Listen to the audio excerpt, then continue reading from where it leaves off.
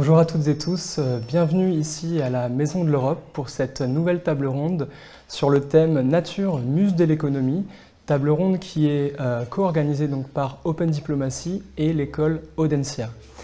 Le thème qui nous rassemble, donc Nature, muse de l'économie, est un thème absolument passionnant. J'ai à mes côtés une palette d'intervenants de haut niveau qui auront à cœur de vous partager leur regard, leur vision sur ce sujet.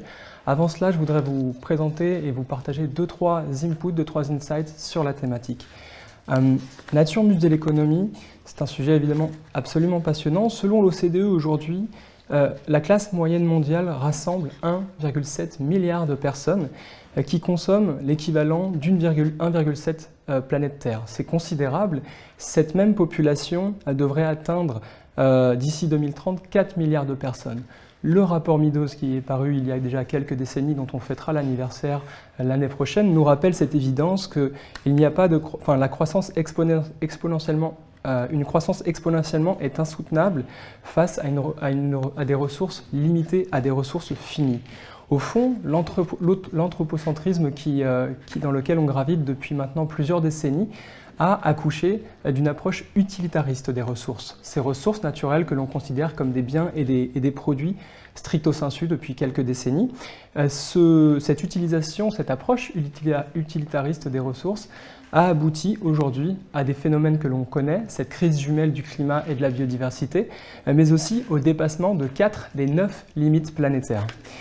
De ce fait, afin de lutter contre cette double crise du climat et de la biodiversité, l'idée est de voir, et c'est ce que nous allons explorer aujourd'hui, de voir comment innover, comment s'inspirer de la nature, comment trouver en elle des ressorts pour réduire et tendre vers une activité économique plus sobre et plus durable. Au-delà de ces notions de biomimétisme, on va aussi explorer cette idée d'économie régénérative. En matière d'agriculture, on a vu se développer l'agroécologie.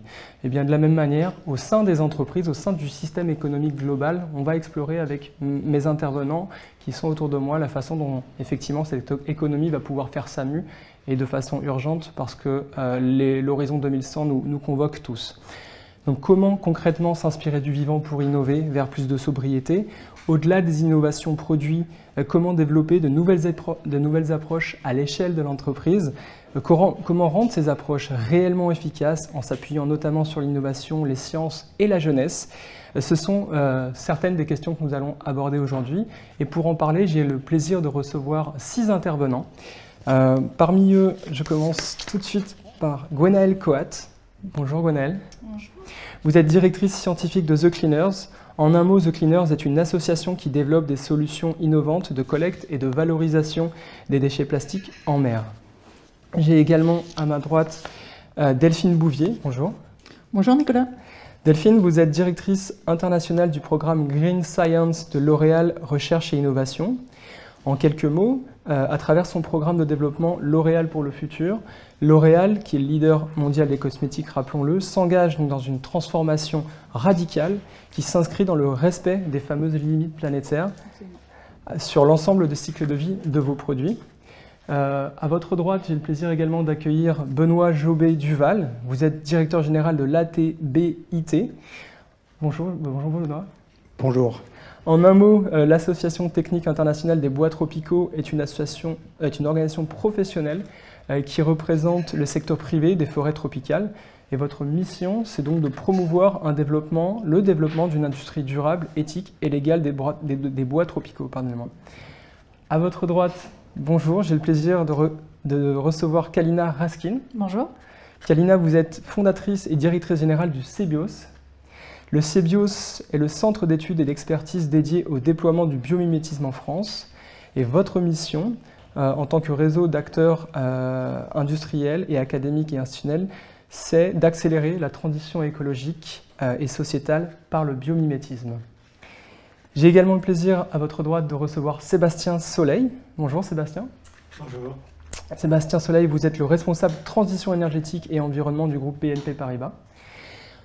La banque que l'on connaît tous, qui est la première banque de l'Union européenne, BNP Paribas, le groupe s'engage aujourd'hui et depuis plusieurs années à cela, s'engage dans la préservation de la biodiversité à travers différentes missions, notamment des politiques de financement, à travers un dialogue constructif avec vos clients, et également par des coalitions auxquelles vous participez, du mécénat et aussi du soutien à la recherche. Et en distanciel, j'ai aussi, pour terminer ce tour de table, le grand plaisir de recevoir José Maillet. Bonjour José. Bonjour. José, vous êtes professeur à Audencia et vous êtes le responsable de l'école Gaïa. Cette école, parlons-en parce qu'elle est absolument innovante, c'est la première école, la toute première business school créée en l'occurrence par Audencia cette année en 2021. Donc c'est la toute première business school dédiée à la formation aux stratégies et aux pratiques managériales à impact positif. Alors au regard de tout ce qu'on a pu évaluer, je serais d'accord pour vous dire que oui. Écoutez, merci, je crois que les présentations sont faites, le décor est planté. Cette table ronde va s'articuler en plusieurs temps. On va d'abord dresser un état des lieux avant de rapidement basculer dans un historique et voir comment ces dynamiques évoluent. Dans un troisième temps, on évoquera les solutions, à la fois au niveau théorique et pratique, comment les choses avancent et s'accélèrent sur le sujet justement du biomimétisme et de l'économie régénérative. Et enfin, on abordera la question des solutions pour passer à l'action de façon très concrète et opérationnelle, parce que là encore, l'humanité et le vivant nous obligent et nous convoquent. Pour débuter cet état des lieux, je me tourne vers vous, Benoît.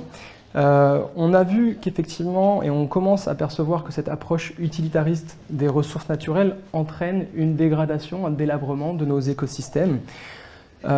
Pour innover finalement avec la nature, on a besoin de ressources naturelles qui soient à la fois pérennes et de qualité. Or, en forêt, écosystème que vous connaissez particulièrement bien comme ailleurs, la biodiversité s'appauvrit et se raréfie à mesure que notre empreinte environnementale grandit. Alors, comment concrètement, finalement, dépasser cette approche utilitariste, cette perception des ressources stricto sensu comme des simples matières premières, cette approche qui finalement outrepasse les limites planétaires, comment la dépasser et comment finalement en est-on arrivé à cette dégradation du vivant via cette approche stricto sensu utilitariste? Alors, on revient de très loin. Et on n'est pas encore sorti d'affaires, évidemment. Juste rappeler qu'il y a encore, je ne sais pas moi, 50 ans, 40 ans, les forêts africaines, la forêt brésilienne était infinie. Hein. On pouvait déforester, pousser les éléphants, les gorilles à droite à gauche pour faire des plantations d'EVA, de palmiers à huile, de cacao. Et on avait absolument, il y avait très peu de réflexion sur l'impact à long terme de cette attitude. Hein. Il n'y avait vraiment aucune conscience. Moi, quand je suis né, quand j'étais petit, on disait qu'un avion qui tombait au milieu de la forêt tropicale, on ne le retrouvait jamais. Il était perdu pour toujours. On ne retrouvait jamais les traces de rien. La réalité, c'est que non, la forêt tropicale est beaucoup plus fragile et beaucoup plus finalement petite que nous ne le pensions. Donc c'est cette attitude qui a été de la considérer comme une source essentiellement de matières premières. Donc on en revient depuis maintenant on va dire une trentaine d'années. Hein. D'abord, ça a été on a eu une attitude essentiellement extractive. Hein. Nous, notre association, on a une bonne perspective puisqu'on a 70 ans. On a été créé au lendemain de la Seconde Guerre mondiale, lorsque l'Europe avait besoin de bois. Les forêts européennes étaient mitraillées, il n'y avait pas suffisamment de bois pour la reconstruction des maisons et des habitats. Et il a fallu donc intensifier, aller à la recherche des bois tropicaux, mieux les connaître et mieux les utiliser. Donc ça a été la première phase purement extractive, hein, les années 50, 60, 70, 80. Dans les années 80, les questions commencent à se poser sérieusement et on commence à comprendre qu'il ne faut pas y aller au petit bonheur la chance, n'importe comment. Il faut avoir une approche un petit peu plus méthodique et plus réfléchie de la gestion, de l'exploitation. À l'époque, on ne parlait pas encore de gestion durable.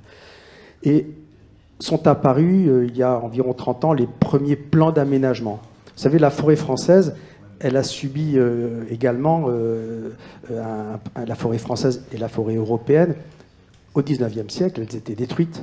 Il n'y avait plus de forêt en Europe.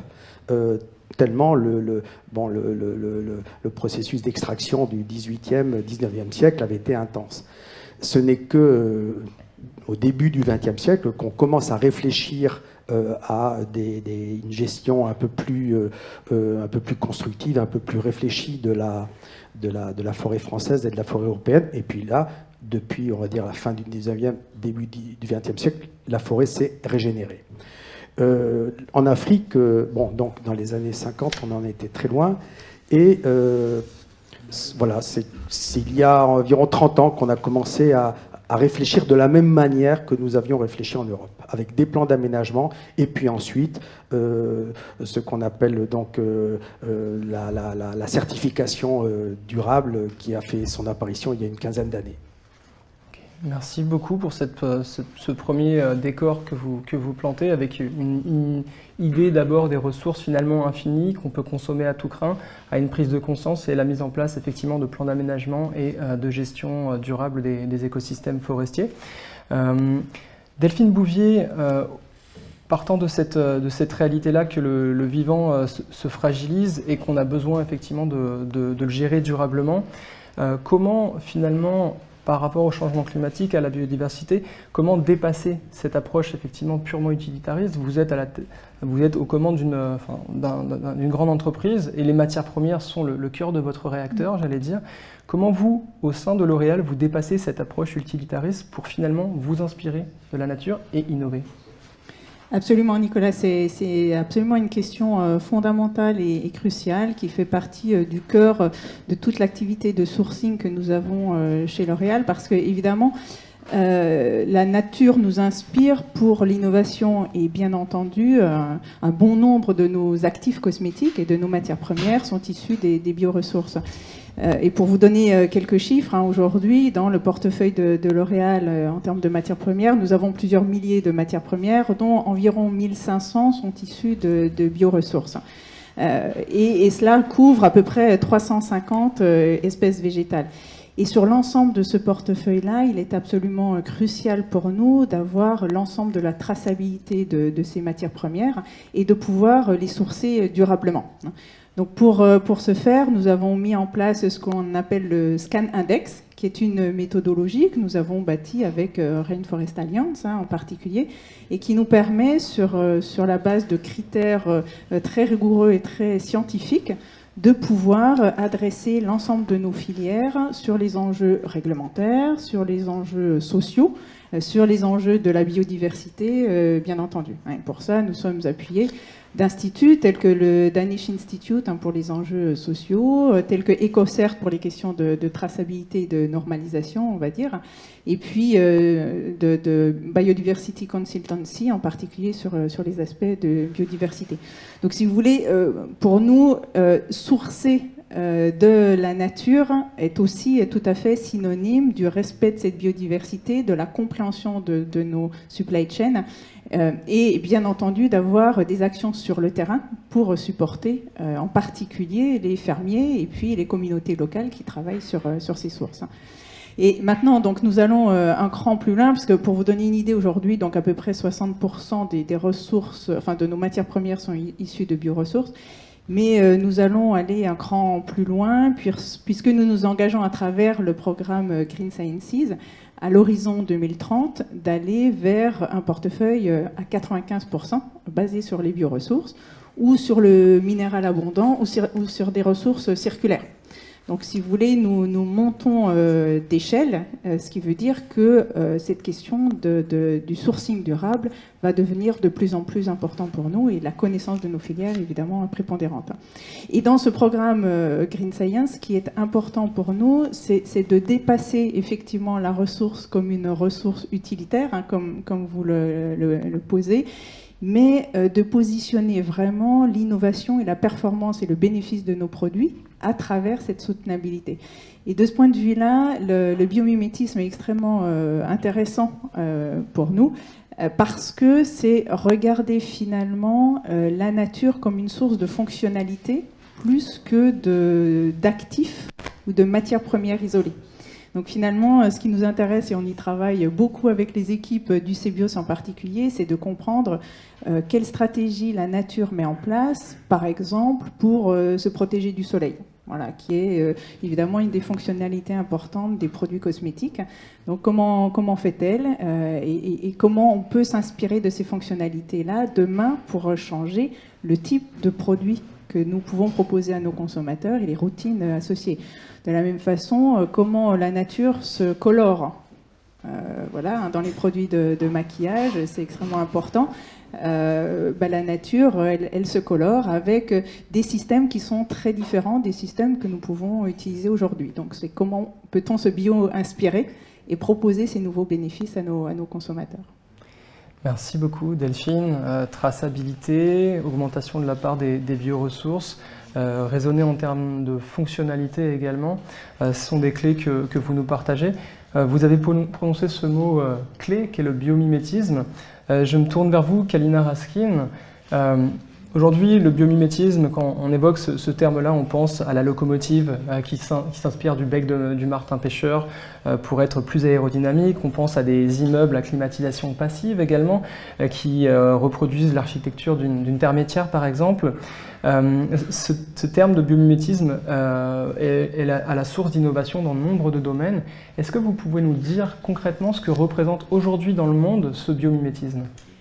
Alors, le biomimétisme, c'est pas nouveau, hein, évidemment.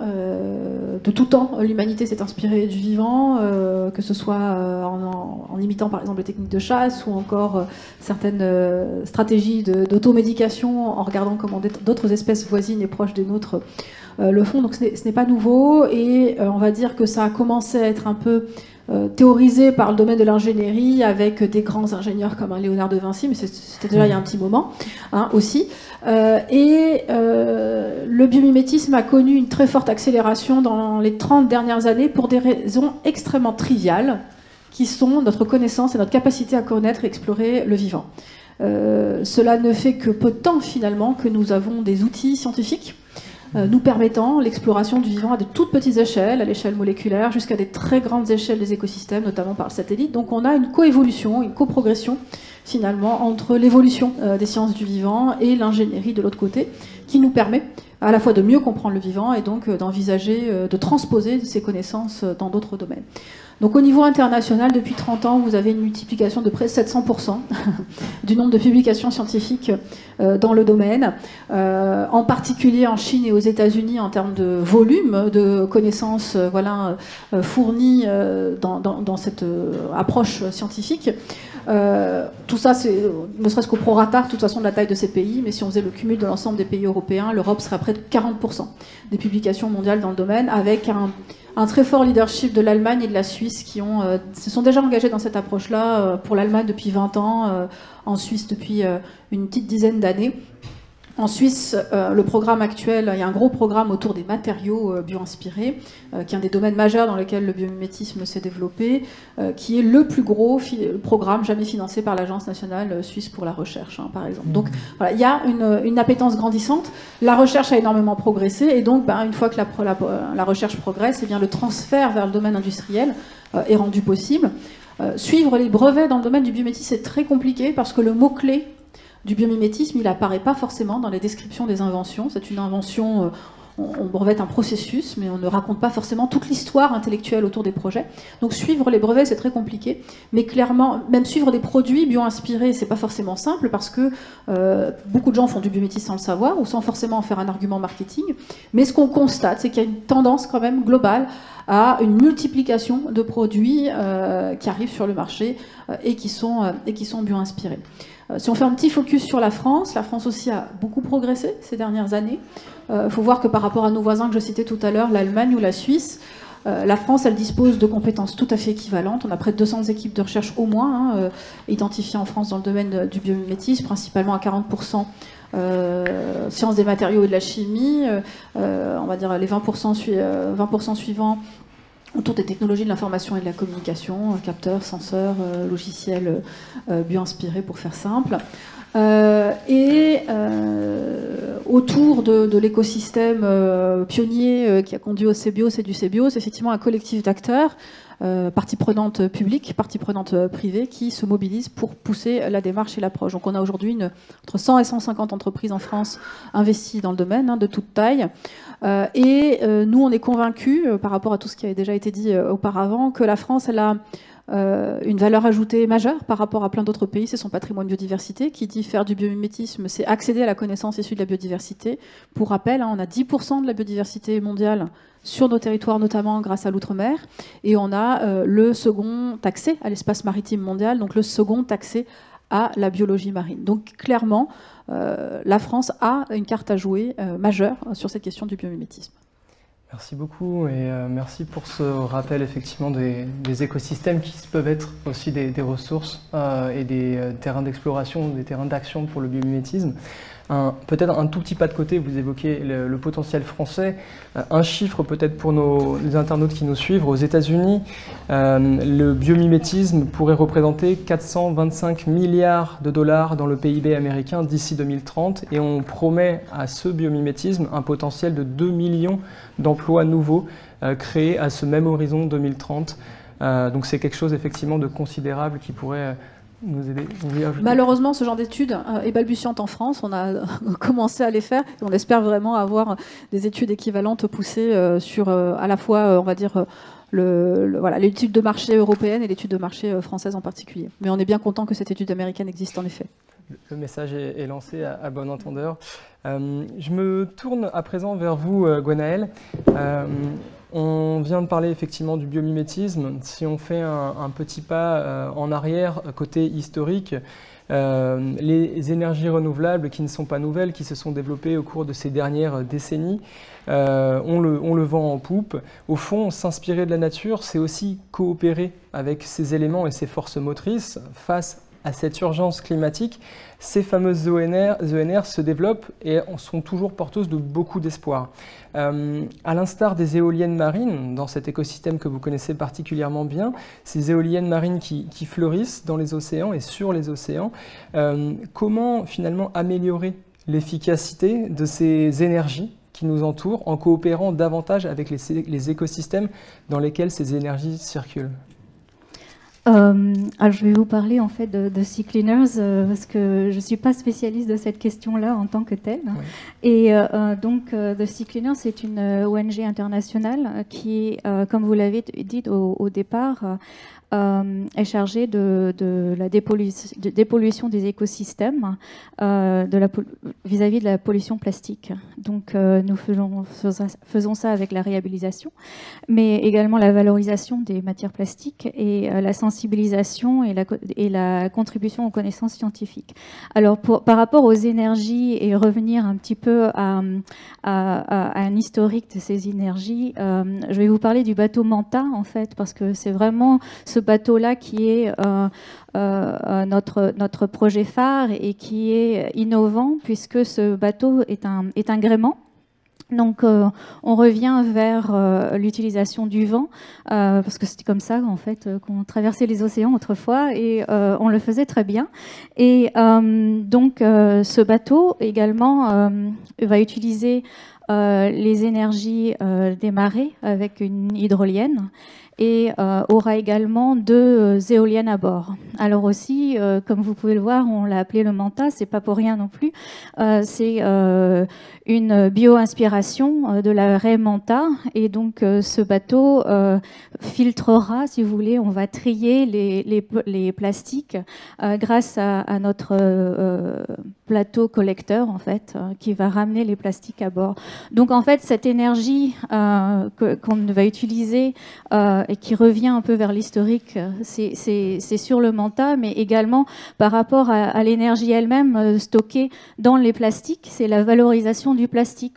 Donc c'est pas vraiment du biomimétisme évidemment, puisque le plastique, ça n'a rien à voir avec du biomimétisme, mais on essaye, de par cette réhabilitation des écosystèmes, arriver à cette notion que vous avez dans votre thématique de gérer ce qu'on a en face de nous à l'heure actuelle, afin d'arriver ensuite vers une régénération.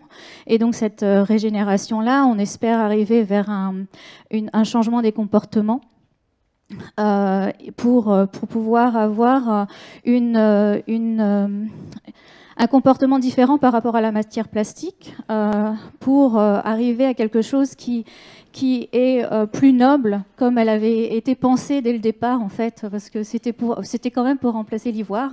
Et à l'heure actuelle, la matière plastique, on pense vraiment ça comme un déchet, et puis point final. Merci Gwenaëlle pour cet aperçu passionnant sur l'écosystème marin. Au fond, pour peut-être aujourd'hui dépasser ce biomimétisme et tendre vers une économie régénérative, on a une question à se poser et je me tourne vers vous, José Maillet, qui est à distance. Finalement, si ce système économique global actuel, le biomimétisme actuel tel que l'on le connaît reste arrimé à ce même système économique, est-ce que ce biomimétisme ne demeurera pas une nouvelle forme, un nouveau visage de cette approche utilitariste?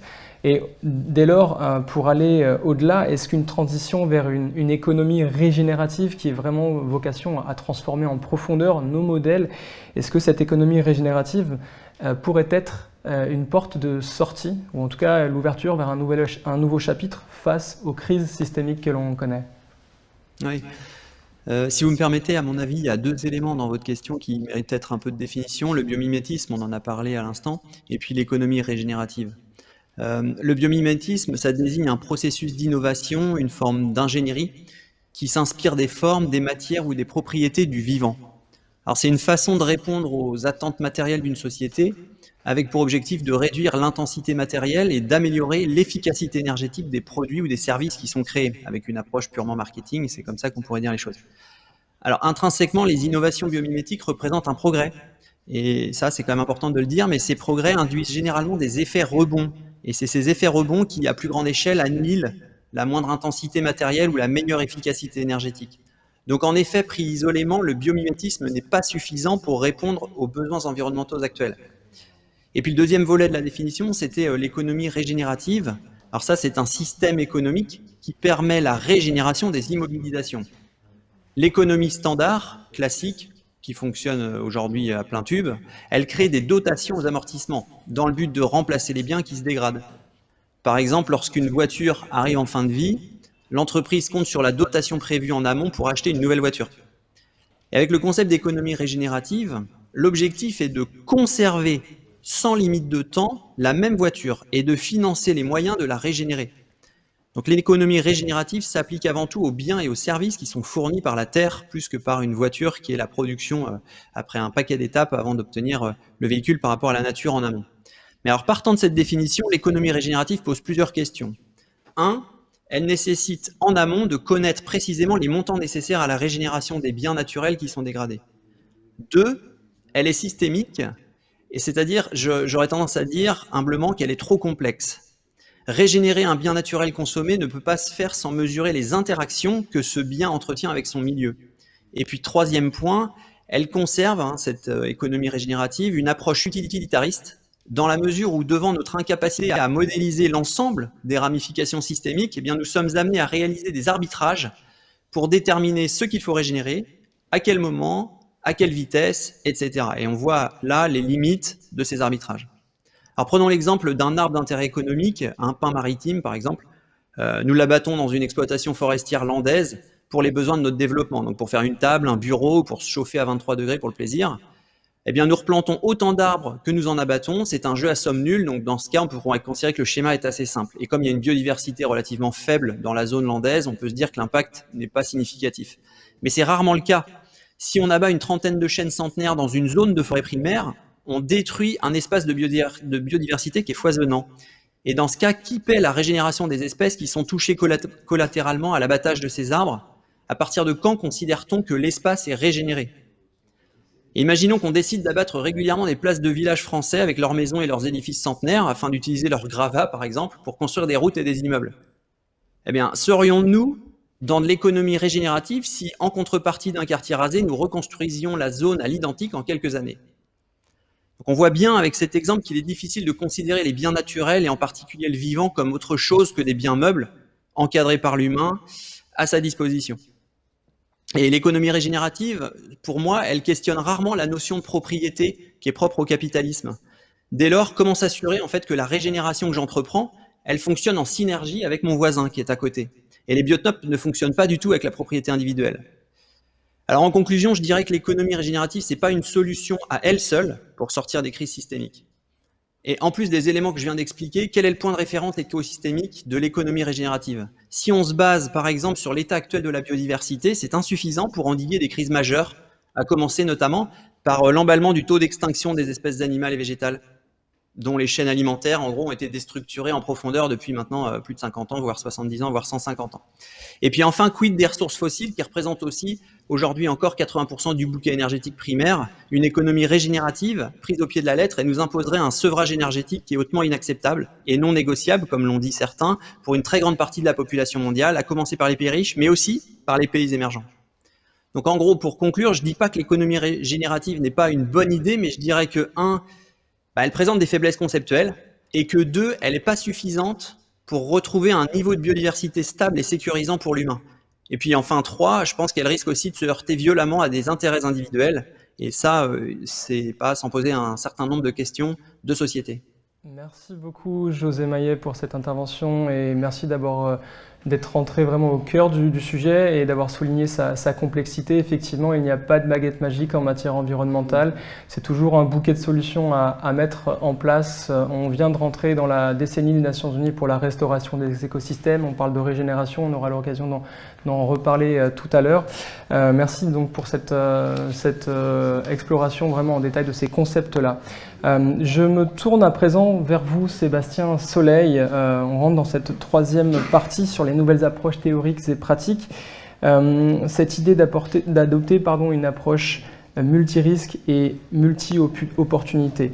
Aujourd'hui, donc, transformer nos modèles économiques et sociaux, on le voit, ça commence à être possible. Il y a une urgence à les déployer de plus en plus rapidement. Les transformer en s'inspirant de la nature, c'est possible et c'est créateur, générateur d'efficacité. Pour autant, on le sait, on est dans un contexte d'épuisement des ressources naturelles, et cet épuisement n'est pas aujourd'hui suffisamment ou quasiment pas pris en compte par les modèles économiques. De ce fait-là, afin d'intégrer la biodiversité dans les décisions même des acteurs économiques, ne serait-il pas urgent d'adopter précisément une approche holistique qui intègre à la fois les risques et les opportunités écologiques? Merci Nicolas. Donc réponse courte, oui c'est urgent. Bon. Alors clairement, donc je suis de BNP Paribas, donc une institution financière, c'est beaucoup une machine à analyser des risques et des opportunités. On a pris conscience de toutes ces problématiques liées au climat et à la biodiversité, malheureusement assez tardivement. On parlait en décennies, on parlait en siècles tout à l'heure. Nous, c'est plus récent. La plupart des acteurs financiers, notamment en Europe, commencent à prendre ces sujets très au sérieux après la COP21. On avait commencé avant, mais ça restait des problématiques de direction de développement durable, etc. La prise en compte majeure des risques et des opportunités liées au climat, puis à la biodiversité. Il y a eu donc 2015 pour le climat. La biodiversité, c'est depuis 1, 2 ou 3 ans où ça rentre vraiment au cœur du réacteur. Et donc là, en effet, les acteurs financiers commencent à prendre en compte, à considérer que le risque climatique, le risque biodiversité est un risque réel et pas uniquement théorique, dans le sens où ce n'est pas un risque lointain pour dans 15 ans, etc. C'est un risque qui doit être pris en considération comme les autres. Donc, ce qu'on regarde beaucoup, c'est les risques de crédit. Est-ce que quand on prête à quelqu'un, à une entreprise, un particulier, il est susceptible de rembourser son crédit? C'est quand même un métier de base de la banque. Jusqu'à maintenant, pendant longtemps, le risque climatique s'était vu comme très lointain, donc ça allait impacter bien après la fin du crédit. Donc malheureusement, on ne le prenait pas trop en compte. On se rend compte que c'est plus vrai. Alors, il y a eu récemment pas mal d'événements qui nous l'ont rappelé. Cet été, il y a eu tous les incendies, toutes les inondations, enfin toutes les catastrophes climatiques. On se rend bien compte que oui, c'est du court terme. Il y a les risques de transition aussi, donc les politiques et les attentes sociétales qui changent. Donc ça, on le voit notamment dans le domaine du charbon. Il y a eu quelques faillites retentissantes dans le domaine du charbon, notamment aux États-Unis. Et donc voilà, c'est suite à ça et suite à une conscience environnementale, BNP Paribas comme d'autres, on a décidé de sortir du charbon. Donc les risques climatiques. Plus récemment, on voit de plus en plus des risques biodiversité. Donc les risques biodiversité, on les voit notamment arriver dans l'agroalimentaire et la cosmétique. On sait bien que dans un certain nombre d'industries, ça pose des réels risques sur l'approvisionnement en matières premières. Et donc ça, nous, quand on a des clients et on en a dans ce secteur, forcément, ce sont des choses qu'on regarde. Donc, on regarde de plus en plus les risques et c'est de plus en plus intégré à nos modèles. Il y a toute la partie opportunité. On a un peu parlé des opportunités du biomimétisme, des énergies renouvelables. Donc, on se fixe des objectifs très ambitieux en termes de financement des énergies renouvelables, etc. Donc, ça, c'est au niveau de chaque institution financière. Et en parallèle, on est convaincu chez BNP Paribas qu'on a besoin d'un cadre plus général d'analyse. Et donc ça, ces cadres portent un nom. Ça a commencé. Il y a eu la TCFD il y a quelques années. Donc la TCFD, c'est la Task Force on Climate-Related Financial Disclosure. Donc le but de cette Task Force internationale, qui vient des institutions financières, la problématique, c'est d'abord de faire face à un risque financier, pas uniquement, mais d'abord, donne un cadre de reporting sur les risques et les opportunités liées au climat. Ça a sorti en 2017 des recommandations qui sont assez appliquées, qui sont très utiles, qui n'épuisent pas du tout le sujet. Hein. On pourrait encore travailler très longtemps sur le sujet et on continue à le faire. Et là, on lance actuellement la TNFD, donc Task Force Nature Related Climate Financial Disclosure, donc une task force pour travailler à des recommandations sur les reporting et la transparence en matière de biodiversité. La session plénière a eu lieu à Paris la semaine dernière. Et donc de même, on va essayer de développer un cadre le plus pertinent possible, le plus complet possible, pour aider les acteurs économiques, dont les institutions financières, à rendre compte, à comptabiliser et à rendre compte leurs risques et leurs opportunités en termes de biodiversité, parce qu'on est convaincu qu'il n'y a que comme ça qu'on pourra le prendre en compte à plein dans nos modèles économiques. Merci Sébastien Soleil pour votre intervention et je rebondis et on comprend combien cette nouvelle task force, cette nouvelle structure sera éminemment importante en évoquant ce chiffre. C'est le rapport de Swiss RE de 2020 qui nous explique effectivement que plus de 55% du PIB mondial à ce jour est menacé en raison du déclin de la biodiversité. Donc il n'y a pas de développement de prospérité économique si on n'a pas de bien-être à la base des écosystèmes. Merci encore pour cette intervention. Finalement, on passe des questions de biodiversité, on va prendre un petit peu de hauteur, on va se mettre à l'échelle de la planète et de ses limites. Et je me tourne vers vous, Delphine, pour évoquer ce sujet-là. Ces limites planétaires qui ont été conceptualisées en 2009, ces limites planétaires qui sont un espace de développement sûr et juste pour l'humanité, qui est fondé sur 9 processus biophysiques qui régulent la stabilité de la planète, tels que le changement climatique. Aujourd'hui, on sait que 4 de ces 9 limites ont déjà été franchies. Dès lors, lorsqu'on est une grande entreprise comme L'Oréal, Delphine Bouvier, comment concrètement adapter son business model, celui d'une grande entreprise comme la vôtre, à ce cadre systémique que sont les limites planétaires ? Oui, absolument. Et c'est une question là aussi absolument fondamentale. Donc, je voudrais revenir un petit peu sur ce concept des limites planétaires qui ont été mises en place par le Stockholm Resilience Center et en particulier l'équipe de Johan Romström. Et en fait, ce concept, effectivement, établit le fait que la planète vit dans un équilibre et que ces équilibres sont liés à des processus biophysiques et que, bien entendu, si l'on déplace ces processus biophysiques, c'est tout l'équilibre de la planète qui est déstabilisé et qui met en péril, non pas la planète elle-même, je le rappelle, mais la survie de l'espèce humaine. Et bon, sur les 9 processus biochimiques, effectivement, 4 sont déjà dépassés et sont en péril. Donc, on connaît très bien, évidemment, le changement climatique, l'impact sur la biodiversité. Alors, l'impact sur la biodiversité en nombre, mais aussi, je dirais, en espèces génétiques. Et puis, tous les processus géophysiques qui sont plutôt liés au cycle de l'azote, au cycle du phosphore, etc. Et donc, ces limites planétaires sont pour nous, si vous voulez, le fondement scientifique de nos programmes de développement durable. C'est-à-dire que on a bâti notre engagement, maintenant qu'on appelle L'Oréal pour le futur, qui sont nos engagements de développement durable à horizon 2030, sur ces limites planétaires.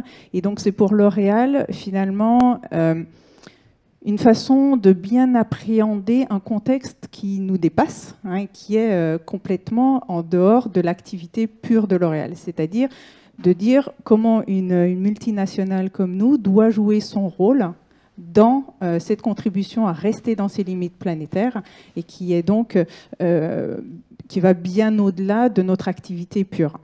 Et ça, c'est une notion qui est extrêmement importante parce que du coup, dans nos engagements L'Oréal pour le futur, nous avons pris un certain nombre d'engagements qui sont liés au changement climatique, donc au fait d'être une société à bas émissions carbone, à tous les enjeux qui sont liés à l'eau et à l'ensemble des écosystèmes aquatiques. Et sur ces deux aspects, et j'y reviendrai, c'est la notion aussi de dire comment on aide notre consommateur finalement à lui-même avoir des routines qui ont un moindre impact sur ces enjeux-là. Donc c'est l'enjeu pour nous de développer des produits cosmétiques qui permettent à notre consommateur lui-même d'avoir un impact moindre sur son impact carbone ou son impact eau. Ensuite, évidemment, les enjeux sur la biodiversité, tels que je l'expliquais tout à l'heure, et sur l'ensemble des ressources que nous utilisons, avec cette notion d'utilisation de ressources circulaires, sur lequel tout est à construire, puisque aujourd'hui, les supply chains de circularité sont vraiment à développer. Mais c'est un enjeu majeur, évidemment, pour nous.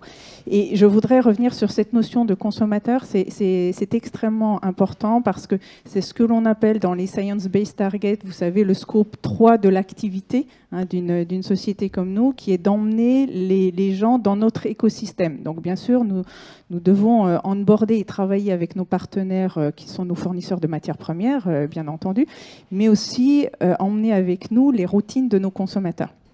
Et pour ce faire, là aussi, nous développons des méthodologies. En particulier, nous avons développé en interne l'outil Spot, mais qui est maintenant à disposition de nos consommateurs aussi, qui est un outil d'analyse de cycle de vie et qui nous permet en fait de mesurer l'impact de nos produits, de la production de nos matières premières à la production en usine chez nous des produits cosmétiques et à l'utilisation chez notre consommateur et enfin au relargage voilà, dans les stations d'épuration par exemple.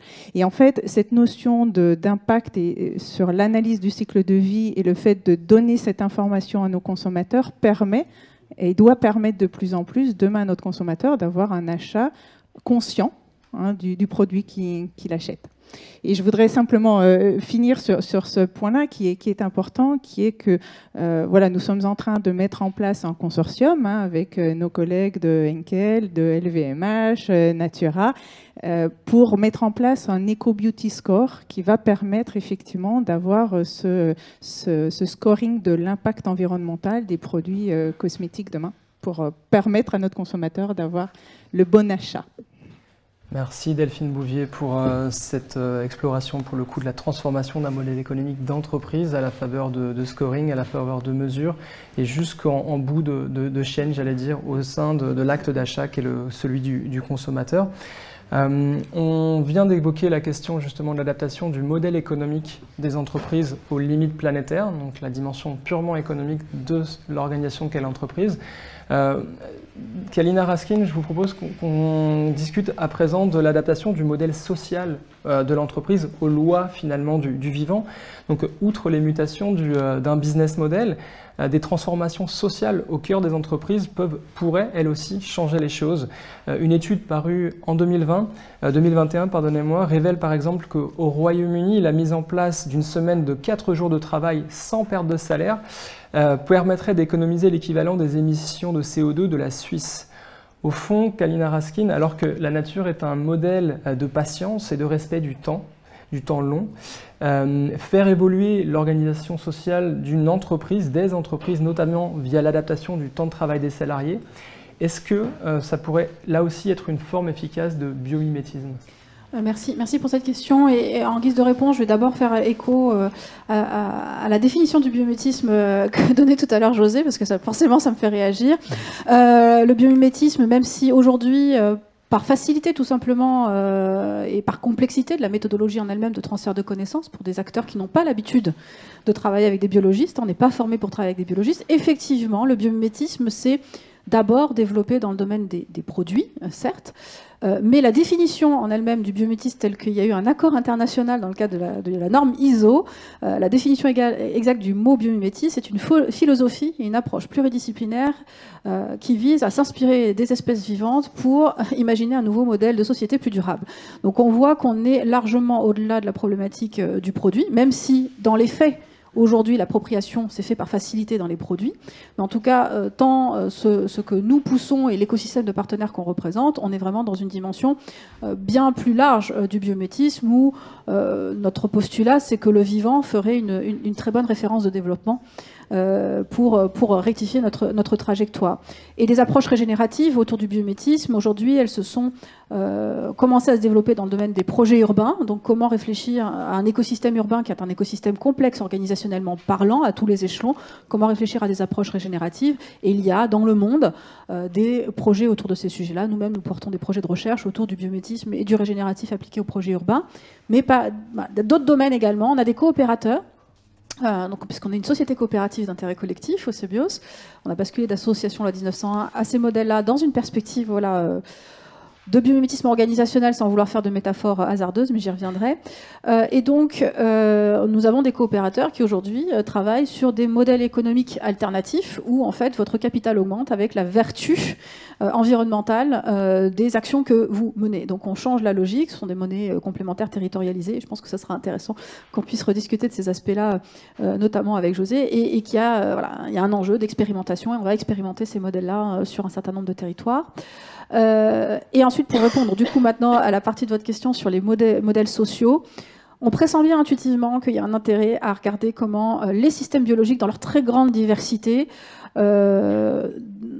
montrent des systèmes organisationnels très spécifiques si vous voulez, à une contrainte environnementale donnée, à un environnement donné, à une cinétique de reproduction.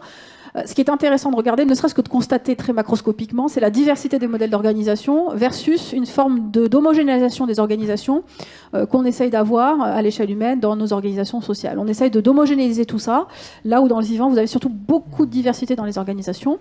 Et il y a une difficulté majeure au passage de la métaphore au modèle dans le domaine du biomimétisme appliqué aux organisations, c'est le fondement scientifique d'analogie qui peut être fait entre ces systèmes biologiques et les systèmes sociaux. C'est-à-dire qu'on est souvent sur des analogies faciles, c'est bien de polliniser, voilà, les stratégies de pollinisation, d'accord, mais est-ce qu'on a envie de vivre et de s'organiser comme dans une ruche? Probablement non. Et donc vous avez une grande diversité d'organisations, et donc l'analogie est très facile, vous avez des systèmes très partagés, vous avez des systèmes très dictatoriaux dans le vivant, et c'est à chaque organisation biologique son contexte bien particulier qui explique pourquoi évolutivement ça a été gagnant finalement d'adopter ça. Néanmoins, donc il faut faire du travail interdisciplinaire, il faut que les sociologues, les économistes travaillent avec des biologistes, et je pense que ça n'arrive pas souvent, objectivement, et que les modélisations, les projections et les indicateurs utilisés par des biologistes ou des économistes soient croisés pour qu'on voit effectivement quelle analogie on est en capacité de faire, quelle analogie propre on peut faire, scientifiquement éprouvée. Mais au-delà de ça, il y a néanmoins des organisations alternatives qui sont elles-mêmes, en termes de métaphore, utilisées pour parler d'organisations vivantes. Et je vous encourage à lire, si ce n'est pas déjà fait, l'ouvrage de Laloux sur Reinventing Organizations, donc réinventer les organisations, et qui décrit des modèles alternatifs d'organisations qui se sont adaptées beaucoup plus spécifiquement aux contraintes de développement de l'entreprise, en sortant justement du canevas un peu traditionnel et habituel à porter. Et c'est ces approches-là, à mon avis, qu'il faudrait pousser, dans lesquelles le biomimétisme pourrait trouver sa place. Merci beaucoup Kalina Raskin de nous inviter à dépasser certaines frontières parfois préconçues. Merci pour cette invitation aussi aux sociologues et aux biologistes de coopérer davantage ensemble. Je pense que le message est lancé, et vous le rappelez, c'était d'ailleurs aussi le sens de l'intervention de José Maillet, qu'au fond il n'y a pas une recette parfaite, mais que c'est dans la diversité, dans la complexité des choses qu'on peut trouver les meilleures formules pour s'adapter. Passons maintenant à la séquence des solutions. Et je me retourne justement vers vous, José Maillet.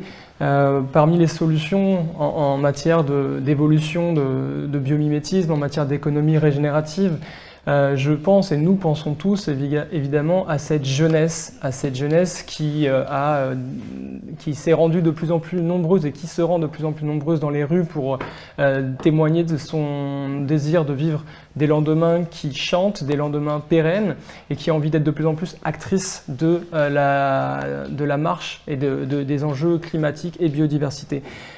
Finalement, José Maillet, au-delà de l'innovation technique et de l'évolution des modèles économiques et ou sociaux, comment cette jeunesse avec laquelle vous dialoguez au quotidien, comment cette jeunesse et les structures d'enseignement que vous représentez également à travers l'école Gaïa, comment cette jeunesse peut devenir un véritable catalyseur d'économie en harmonie avec le vivant auquel elle-même appartient. Oui, merci. Alors, d'abord, il me semble indispensable de mieux comprendre pour les étudiants le monde physique dans lequel nous vivons. Et parmi ceux notamment que vous citiez qui ont signé le manifeste pour un réveil écologique, je ne suis pas certain que tous aient les ordres de grandeur qui leur permettent de savoir ce qu'ils ont signé. Ce qui peut être une bonne nouvelle, parce que ça permet dans la grande naïveté de s'engager dans une trajectoire qui n'était pas prévue, mais je crois que ça vaudrait le coup de mieux cerner, mieux circonscrire le périmètre et avoir les savoirs. Aujourd'hui, il y a très peu de formations qui proposent un socle de connaissances pluridisciplinaires de haut niveau. Alors par pluridisciplinaire, j'entends la possibilité pour un étudiant de disposer d'un socle de savoir dans de nombreux champs de recherche académique. Selon moi, un étudiant en sciences dures, donc université ou école d'ingénieur par exemple, doit faire de la climatologie, de la psychologie, de la sociologie, de la géographie, de la permaculture, des sports de pleine nature et même des stages de low-tech en milieu naturel ou des stages de survivalisme pour comprendre ce que c'est que cette nature. À mon avis, c'est un premier départ. Un étudiant de lettres ou de sciences sociales ou de sciences de gestion, université, école de commerce, il doit faire la même chose, avec en plus des mathématiques, des statistiques, de la physique, de la biologie et de la climatologie. C'est-à-dire des sciences dures que l'on n'aborde pas ou peu dans les contenus. On le fait, mais pas tant que ça. En fait, le niveau de déconnexion avec le monde naturel est sans précédent dans l'histoire de l'humanité, à très grande échelle, et nous pouvons l'illustrer avec des exemples qui sont extrêmement simples. Je fais l'expérience de demander à mes étudiants de nommer 3 fleurs caractéristiques de leur région natale, d'expliquer la prolifération des algues vertes, ou de dire la dernière fois qu'ils ont vu un groupe d'oiseaux migrateurs quitter le pays et de décrire l'espèce. En règle générale, je suis assez déçu. Le niveau de savoir en termes de biodiversité de base locale, endémique, il est proche de 0. Et en fait, cette déconnexion avec le vivant, couplée au rapport utilitariste que l'humain entretient avec son environnement, ont permis de développer des systèmes agraires, par exemple, ou urbains, qui sont hautement incompatibles avec des modèles de société de long terme. À titre d'exemple, quand la France s'inquiète de voir se développer des fermes de 1000 vaches, il existe déjà dans le monde des modèles agro-industriels d'un autre calibre, par exemple à l'image des fermes-usines saoudiennes, je crois que c'est Al-Marais, qui gèrent 94 000 vaches en plein désert. Vous avez 94 000 vaches laitières dans une exploitation en plein milieu du désert. Alors la France, elle n'est pas en reste non plus, avec l'éradication de quasiment 2/3 des zones humides depuis 1900, etc. Donc en fait, je pense qu'il faut éduquer, former, mais il faut aussi rencontrer le vivant, mesurer sa complexité et puis la force des interconnexions entre les espèces et leur milieu. Et à mon avis, pour comprendre les enjeux de la coopération, vraiment je parle du terme de coopération, ainsi que l'optimisation plutôt que la maximisation, et ça c'est un enjeu qui est propre à la nature et nous on a tendance à maximiser en tant qu'humain plutôt qu'optimiser. Et là le biomimétisme, je rejoins tout à l'heure ce que disait Kalina Raskin, c'est en effet cet aspect d'optimisation qui est très intéressant dans le biomimétisme. Ce sont des enjeux cruciaux pour faire évoluer les modèles de développement. Alors à Audencia et plus précisément au sein de Gaïa, on essaie de répondre concrètement et de manière efficiente aux enjeux de la transition écologique et sociale en proposant des contenus qui vont être un peu différents de ce qu'on fait d'habitude dans une école de commerce. Donc les étudiants, ils vont choisir des contenus qui permettent à la fois d'apprendre, d'accumuler des savoirs, histoire du vivant, histoire des sociétés contemporaines depuis 1800, psychologie, philosophie, droit du vivant, enjeux stratégiques de l'énergie, finance à impact, fiscalité verte.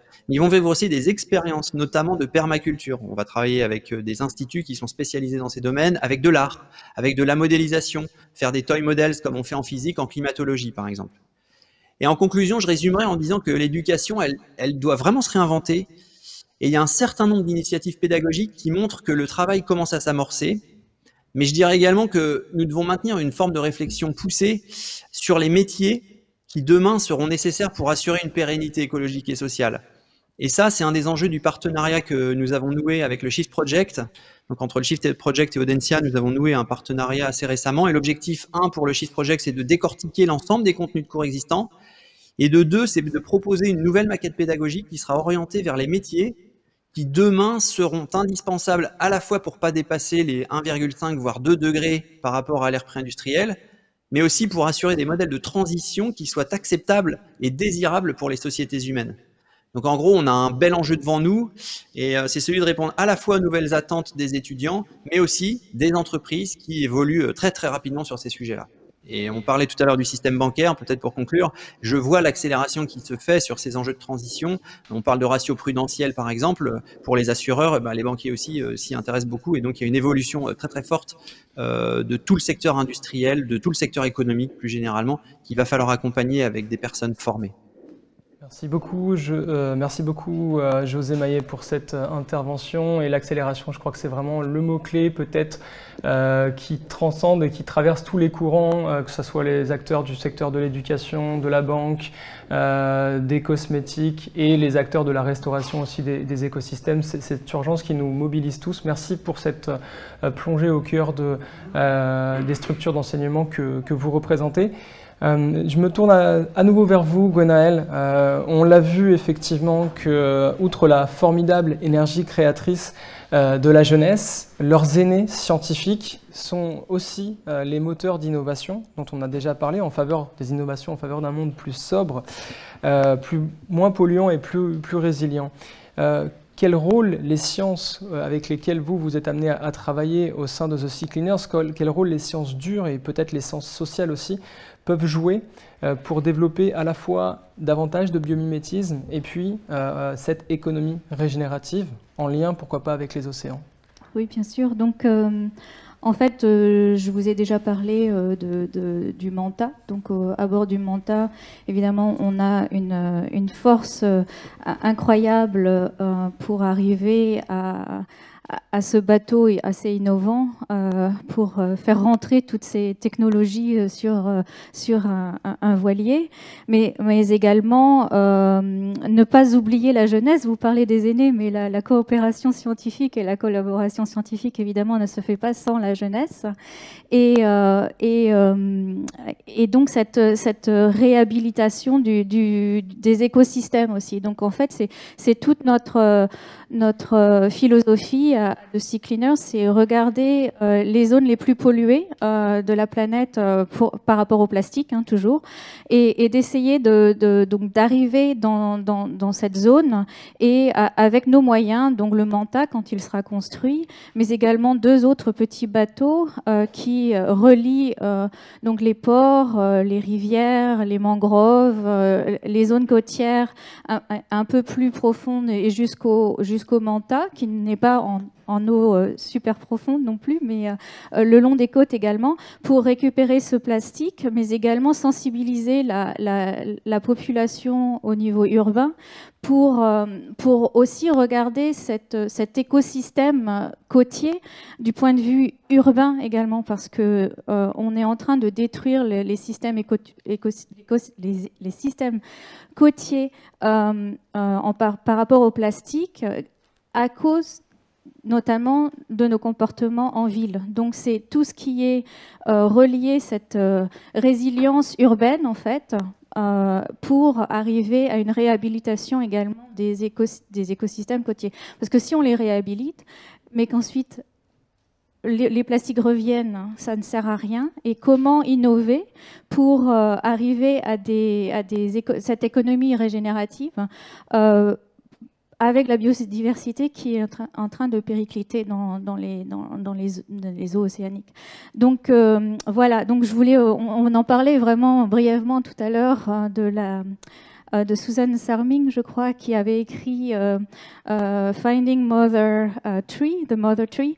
Donc c'est un peu ça, donc tout ce qui est coopération scientifique à l'international, mais également au niveau local, c'est de créer ce lien qui existe donc en forêt, comme on l'a vu, ce n'est pas une compétition, c'est un lien qui existe pour arriver à rechercher et à trouver ces éléments qui nous permettraient d'avoir notre place sur la planète, mais d'un point de vue un peu plus humble également, parce que un peu d'humilité serait la bienvenue pour pouvoir innover et arriver à des solutions qui pourraient nous aider à gagner quelques années et pourquoi pas essayer de vivre dans une planète qui est un peu plus saine. Voilà, c'est un peu notre but. Merci beaucoup Gwenaëlle Coat. Cette idée de coopération, cette idée aussi de peut-être rompre en partie avec l'anthropocentrisme multiséculaire qui nous a plongé dans ces défis environnementaux, d'avoir une approche davantage coopérative entre la jeunesse et les scientifiques, une approche coopérative aussi entre la terre et la mer, parce que tout est lié, comme vous le rappelez. On l'a vu récemment, une étude est parue qui laisse entendre effectivement que la reforestation peut contribuer à restaurer, en tout cas à améliorer la santé des coraux, parce que dès lors que des forêts en zone côtière sont déboisées, effectivement toute une sédimentation vient se déposer sur les coraux et affecter leur prospérité, leur développement. Donc là aussi tout est lié. On parle, oui. Et puis cette zone tampon aussi que la forêt exerce par rapport à la filtration des eaux avant d'arriver sur les côtes, mais donc également les zones humides qu'on est en train de détruire ou enfin, qu'on allait protéger, mais est-ce qu'elles sont vraiment protégées? Donc tous ces systèmes-là, vraiment regarder et faire de cette collaboration scientifique un catalyseur. Comment on dit? Catalyseur. Catalyseur, merci. Pour arriver à quelque chose qui va nous sauver, on peut dire ça comme ça. Nous aider à avancer et à avancer en harmonie avec le vivant auquel on appartient tous.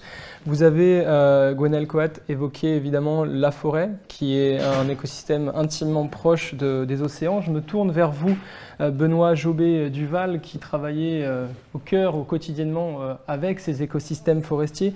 On en parlait tout à l'heure, vient de s'ouvrir en juin 2021 la décennie des Nations Unies pour la restauration des écosystèmes, qui est peu ou prou, sinon la plus grande, en tout cas l'une des plus grandes initiatives de restauration de la nature à échelle humaine, de l'histoire humaine. Cela concerne les océans, mais aussi les forêts.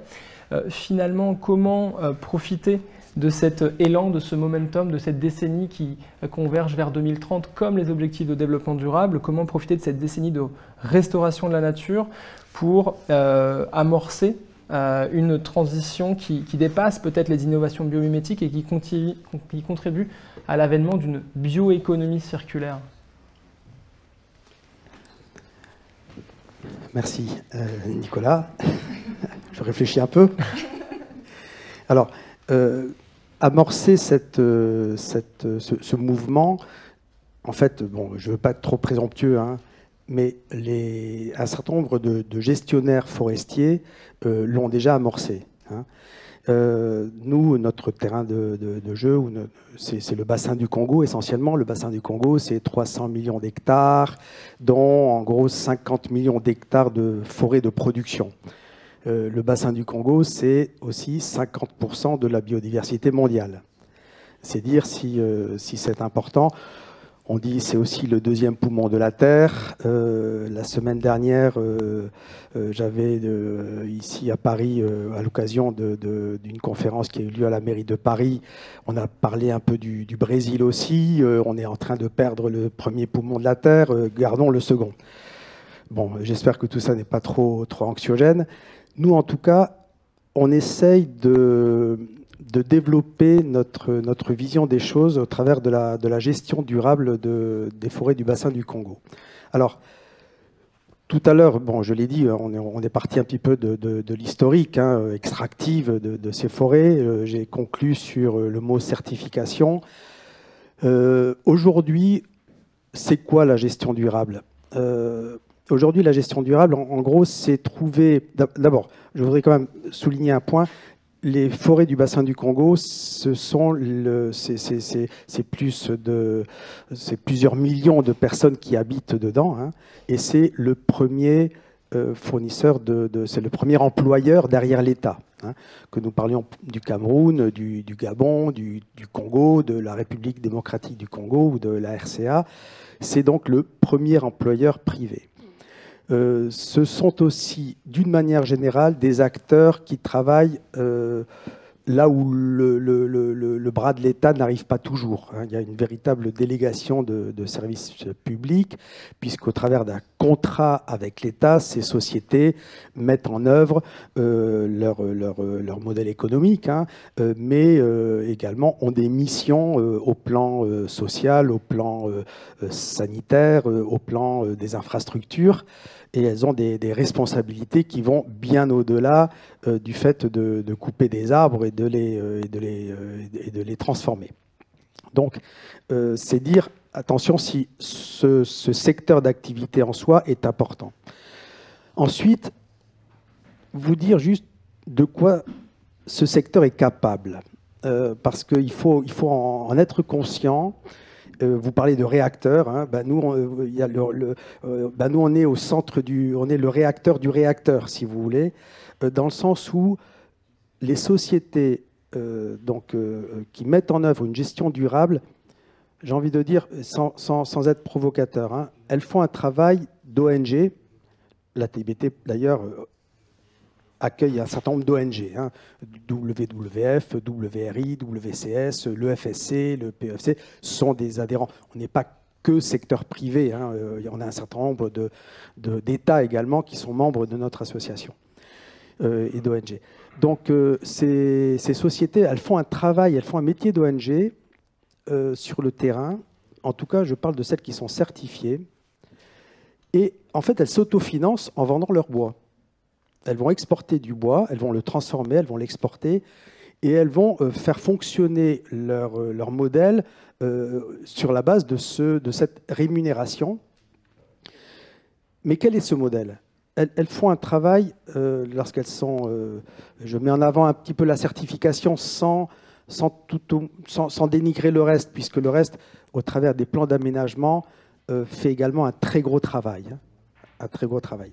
Mais la certification, c'est œuvrer au plan social, c'est œuvrer au plan de l'environnement, c'est lutter contre le braconnage, et c'est également mettre en œuvre un système économique qui soit durable. Et tout cela pour donner de l'emploi, pour permettre à des dizaines de milliers de personnes dans chacun des pays de vivre. Merci beaucoup pour cette intervention, Benoît Jobé-Duval. Prendre soin des forêts, contribuer à les gérer durablement, les restaurer en ligne avec les accords de Paris. Cette gestion durable qui permet d'entretenir une ressource renouvelable qui va servir à développer des produits bois de façon plus importante, de la bioénergie si elle est raisonnablement produite, et des bio-innovations. C'est notamment l'ambition de la Circular Bioeconomy Alliance qui a été créée il y a quelques années, 1 an et demi de cela, par le prince Charles, et qui est coordonnée aussi par le European Forest Institute. Donc on le voit, la forêt est aussi une vraie promesse en matière d'économie de bioéconomie circulaire, pardonnez-moi. Merci pour cette intervention, et pour la dernière question, avant rapidement de prendre peut-être une ou deux questions du public parce que le temps file. Je me tourne à nouveau vers vous, Sébastien Soleil. On parle d'économie régénérative, mais au cœur de cette économie, il y a évidemment les émissions de carbone. J'aimerais qu'on aborde rapidement cette question de la neutralité carbone collective et de l'économie régénérative. On le voit aujourd'hui, un nombre croissant d'entreprises se mettent en marche vers une neutralité carbone collective. Alors que ce mouvement est amorcé, l'économie régénérative, elle, finalement, aspire avec encore plus d'ambition à dépasser cette seule logique carbone pour faire de la régénération le cœur même de la durabilité. Mais alors qu'on est encore loin finalement de cette neutralité carbone collective, est-ce que les objectifs de cette économie régénérative, qui sont encore plus ambitieux, est-ce que ces objectifs sont finalement réalistes dans un contexte d'urgence climatique? Merci Nicolas. Donc oui, je pense qu'il y a plusieurs échelles. Si on prend déjà en effet les injonctions et les engagements de neutralité carbone collective, si on se replace un peu dans la dynamique, donc 2015, accord de Paris, donc prise de conscience mondiale et notamment du monde économique, ce qui est un peu nouveau, qu'il faut limiter le réchauffement climatique à 2 voire 1,5 degré. Depuis 2017, on voit apparaître de plus en plus d'entreprises qui prennent des engagements à contribuer à la neutralité carbone collective. Notamment cette année, on a vu beaucoup, la plupart des grandes boîtes, dans tous les secteurs, s'y engagent. Dans le domaine financier, BNP Paribas, nous on a signé la Net Zero Banking Alliance, qui est notre vision sectorielle de la neutralité carbone collective. Donc, généralement, dans les pays développés, on vise 2050. 2050, ça permettrait, si tout le monde était neutre en carbone, enfin, si on arrivait vraiment à la neutralité carbone collective globale, ça permettrait probablement de limiter le changement climatique à 1,5 degré. Mais voilà, on est au début. 2050, c'est à l'échelle de la nature très loin, à l'échelle de l'économie tout près. Enfin non, c'est le contraire. À l'échelle de la nature tout près, à l'échelle de l'économie très loin. C'est dans 30 ans. Donc il faut vraiment voir comment ces engagements de neutralité carbone collective vont se concrétiser dans les faits. En fait, là, on arrive à une heure de vérité, on prend un engagement. Donc maintenant, il faut prendre des engagements intermédiaires, de court terme, concrets, et voir dans les années à venir, donc 2, 3, 5 ans à venir, comment on met en œuvre ces engagements. Est-ce qu'on tient? Est-ce qu'on est sur la bonne route? Est-ce qu'on est en avance de phase ou pas? Donc, on est vraiment, les 2, 3, 5 années à venir vont vraiment être des années de vérité. Est-ce qu'on respecte les engagements qu'on a pris, que ce soit au niveau des États, au niveau global ou au niveau des entreprises? Après, il faut bien voir que qui dit neutralité carbone dit réduction autant que possible des émissions, mais on va avoir des émissions résiduelles. Donc, il y aura besoin de compenser ces émissions résiduelles. Et donc, pour ça, on a besoin, à mon avis, d'une économie régénérative. On le voit bien dans tout ce qui est agriculture et agroforesterie. On a besoin de compenser et donc de séquestrer du carbone dans des sols et dans les sols et dans les plantes. Et ça peut se faire conjointement avec une régénération des sols, un enrichissement des sols, etc., qui sont sur des problématiques un peu plus de long terme, mais qui sont capitales aussi. On sait que dans beaucoup de pays, la plupart des pays développés et beaucoup d'autres pays, on a trop tiré sur les sols. Donc les sols atteignent des qualités qui ne sont pas tenables dans le long terme.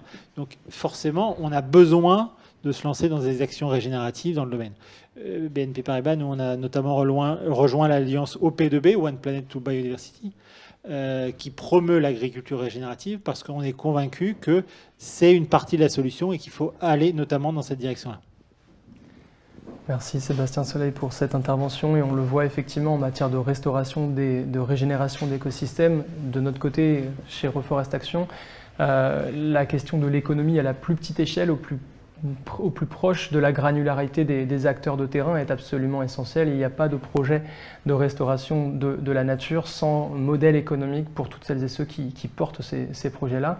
Et vous l'avez rappelé aussi, au-delà et avant même finalement de cette restauration des écosystèmes, la protection et la réduction de nos empreintes est finalement la mère de tous les combats, celle que l'on doit adresser avec le plus d'énergie de façon continue.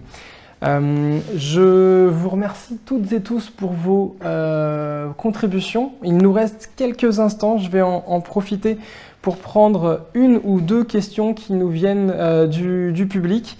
La première vient de Simon, Simon nous demande est-ce qu'il faut gérer dans un premier temps et puis ensuite régénérer, ou est-ce qu'il faut gérer et régénérer en même temps? Qui est-ce qui veut prendre la parole? Peut-être oui, Benoît. Il faut gérer et régénérer en même temps, évidemment. Bon, nous, si on prend notre cas particulier, nous, on gère durablement la ressource existante. On prélève un arbre sur 100 pour que les 99 autres restent. Mais aussi, dès qu'il est possible de régénérer, et pour nous, régénérer, c'est planter. On plante dès qu'on peut.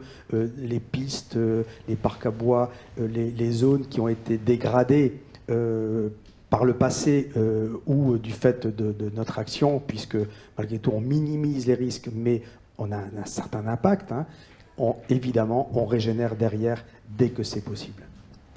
Merci beaucoup pour cette intervention. Kalina Raskin, probablement une question qui pourrait vous être adressée. Maxime qui nous demande, pour l'industrie, l'intérêt du biomimétisme apparaît évident. Mais pour la vie des gens, qu'est-ce que cela peut changer concrètement dans leur quotidien? Alors, je pense que d'une part, et tout à l'heure Delphine l'évoquait, c'est qu'il y a quand même beaucoup de produits industriels qui au final servent à la vie quotidienne des gens. Donc à minima, c'est finalement faire en sorte que des produits ou des services qui puissent leur être proposés soient largement en rupture et différents par rapport à des produits plus conventionnels. Donc ça, c'est une première réponse. L'autre réponse,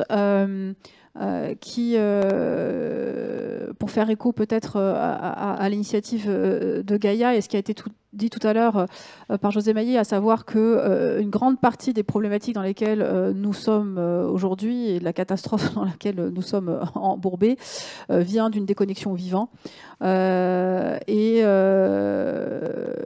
Bien qu'il y ait évidemment d'ores et déjà un grand nombre d'initiatives en faveur de l'éducation à la biodiversité, de l'éducation au vivant, pour avoir moi-même un parcours pluridisciplinaire aux interfaces entre de l'ingénierie plus classique et conventionnelle et de la biologie, il me semble que le biomimétisme apporte aujourd'hui une façon originale d'aborder la question de la biologie et de la biodiversité, de finalement nous contraindre à une grande humilité par rapport au vivant, parce que quand on commence à comprendre la sophistication des systèmes biologiques, leur très grande élégance au cours de l'évolution, il n'y a pas d'intentionnalité, on va dire, dans l'évolution, mais l'évolution a sélectionné des modalités de fonctionnement absolument fascinantes. Je pense que cette fascination pour le vivant, qu'on a beaucoup perdu, que nos enfants, moi je suis maman de 2 enfants qui ont 8 et 10 ans, ils sont fascinés par le vivant, et ça se perd au fur et à mesure parce qu'on n'entretient pas ça. Et je pense que le biomimétisme a cette faculté de réémerveiller et de réenchanter les gens pour le vivant. Merci beaucoup pour cette intervention. On va prendre une dernière question. Gilles qui nous demande, on a parfois l'impression, parfois le sentiment que seul le secteur privé s'est emparé du biomimétisme, bien davantage que les laboratoires et les agences publiques. Et il nous demande, est-ce vraiment le cas? Je ne sais pas si quelqu'un parmi nous veut répondre, ou José, à distance. Alors, vous m'entendez? Oui. Je ne suis pas spécialement compétent pour répondre à cette question-là. Je pense qu'il vaut mieux laisser ça à des experts du biomimétisme. Moi, j'aurais juste voulu faire en amont un tout petit point peut-être par rapport à la première question qui était de gérer et de régénérer. Au sens métaphorique du terme, je pense qu'il faut aussi gérer des étudiants qui sont dans des attentes nouvelles et puis régénérer un peu les esprits parce qu'on a aussi des inquiétudes qui sont extrêmement ténues, extrêmement tenaces, pardon. On se rend compte dans les cours, par exemple, j'ai fait quelques petites études, je m'aperçois du désarroi dans lequel sont plongés certains étudiants. Et donc je crois que dans la régénération, il y a aussi cette courbe du deuil à remonter pour faire enjouer les grands enjeux qui nous attendent. Voilà, c'était juste un petit point et je laisse la réponse à l'extérieur pour la biodiversité, pour le biomimétisme. Merci beaucoup José, et je crois que Gwenaëlle, vous voulez ajouter quelque chose? Oui, juste un petit chiffre, il y a 140 équipes en France qui travaillent sur le biomimétisme, donc 140 équipes scientifiques, donc c'est quand même pas mal. Ça fait du monde. Peut-être un dernier mot, oui? Je veux bien rajouter aussi à cette question de Gilles, parce que c'est bien, si Gilles, si vous avez l'impression qu'effectivement le secteur privé s'est emparé du sujet du biomimétisme, je fais un appel moi-même à nos collègues, confrères de d'autres domaines que le personal care ou que la cosmétique, parce que effectivement, nous avons besoin d'être nombreux à promouvoir, à s'exercer, à tester cette approche méthodologique de la bio-inspiration pour pouvoir le monter en échelle. Donc c'est aussi un appel. C'est vrai que chez L'Oréal, on a pris ce sujet à bras le corps, et qui est un sujet à bras le cœur aussi, qui est un sujet éminemment passionnant, comme le disait Kalina.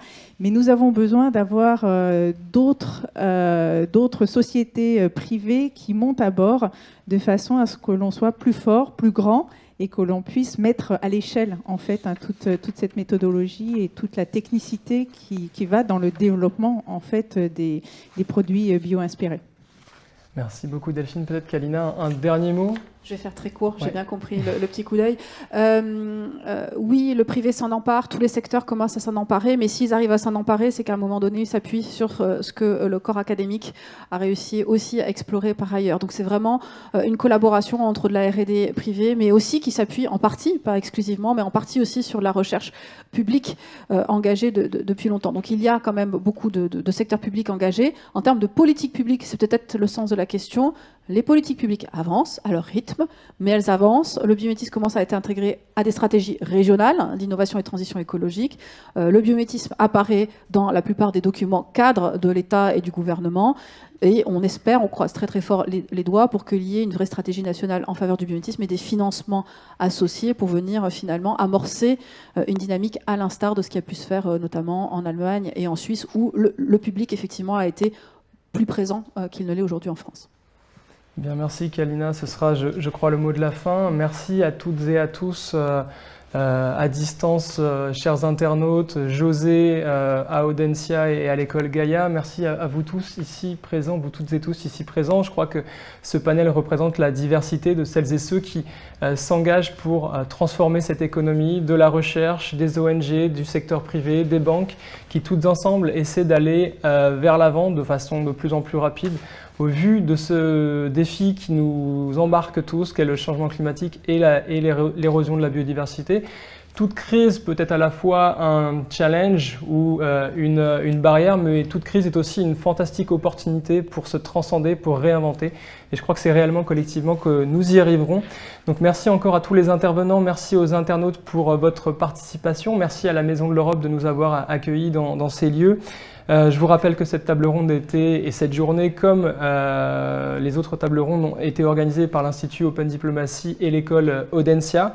Le programme des rencontres du développement durable se poursuit. Dès 15h45, vous aurez le plaisir de suivre l'allocution de Smail Chergay, qui est ancien commissaire de l'Union africaine pour la paix et la sécurité.